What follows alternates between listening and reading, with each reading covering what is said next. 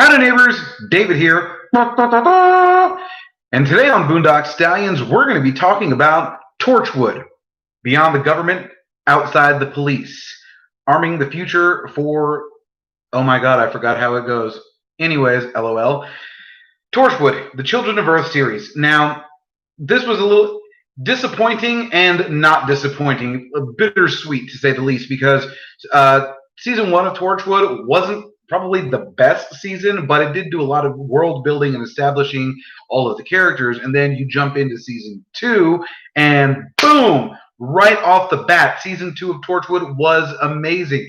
It was so amazing that it makes me wonder why Chris Chibnall decided to, take a break as far as being a writer now that he's the head writer of Doctor Who, because I thought he did amazing work on Torchwood and was really disappointed with what he's been doing on Doctor Who, but fingers crossed that it's going to get better, because support your fandoms no matter what, for the most part. Anywho, so I've recently started buying Doctor Who and Torchwood on Blu-ray, and because I'm a creature of habit, I can't just watch the shows one at a time. I have to interweave them so that all the specials line up with each other. And so while I was watching the Children of Earth special, I had a bit of an epiphany that came, unfortunately, while I was living with a cousin of mine a few years ago.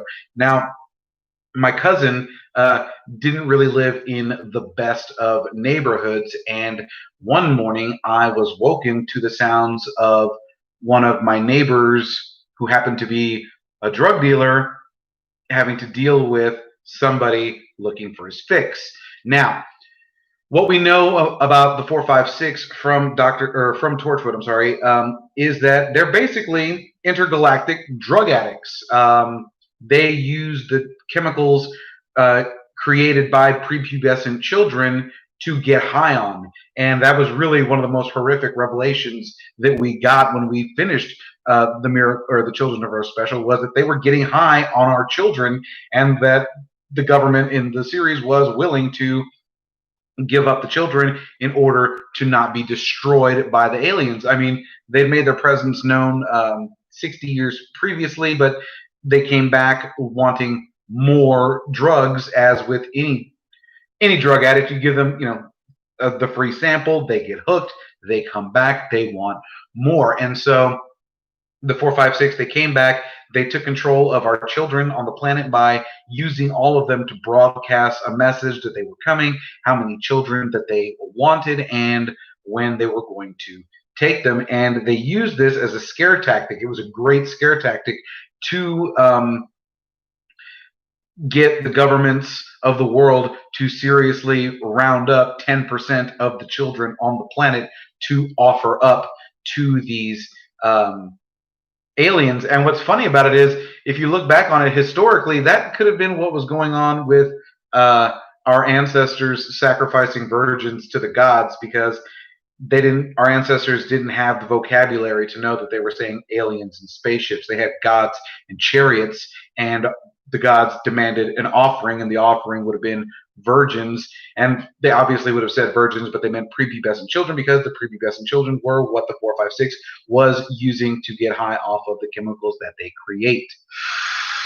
So, does anybody remember the very first Christmas special for the new Who series? Of course you do. Everybody loves Doctor Who's very first Christmas special, with David Tennant taking the role of Arthur Dent and putting on the robe and spending most of it unconscious. But the Sycorax came and they hypnotized everybody and put everybody out on buildings, ledges, windows, ledges, and at the drop of a hat, moment's notice, was supposed to push them off the cliffs at the press of a button and kill all of these people unless Earth met their demands. But you find out at the end of the episode, once the Doctor wakes up, that it's a trick. You can't hypnotize people to commit suicide, and the aliens were using their scary technology, or magic, as it were. Hey, Mark's watching. Hey, Mark.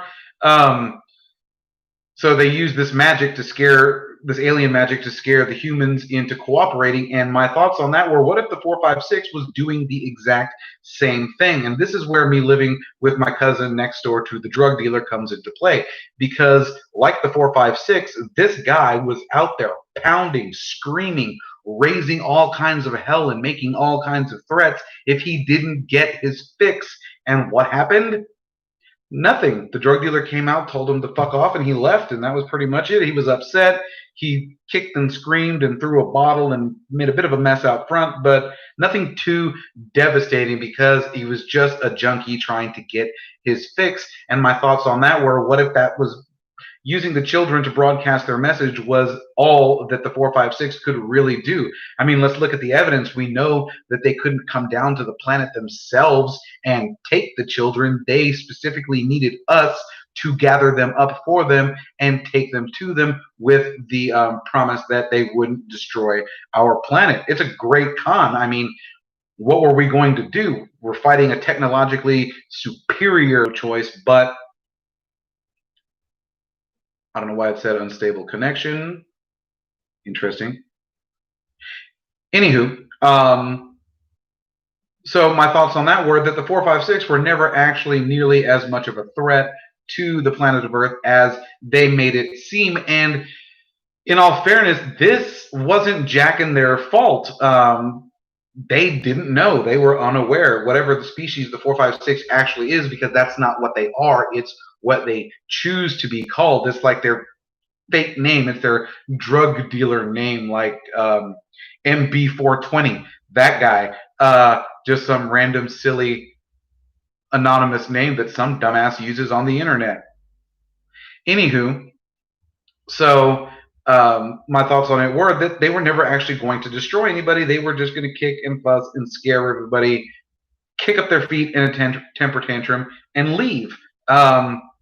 But like I said, Jack not being able to defeat them, and the doctor not being there. And I don't know why it never occurred to me until just now, some 10 years later after the thing aired, that the reason the doctor never came for the Children of Earth special to help bail Jack and the rest of them out was because that would have been right around after the Waters of Mars episode, and David Tennant was out on his Time Lord Victorious exile thing and making the rounds before the end of time when he would regenerate. So that is why the doctor, even though I know Gwen had a beautiful monologue about how he turns and walks away in shame after he sees what the planet's going to do, because I mean, sometimes we do some shitty things. And so let me know what you think down in the comments. Be excellent to each other and party on, dudes.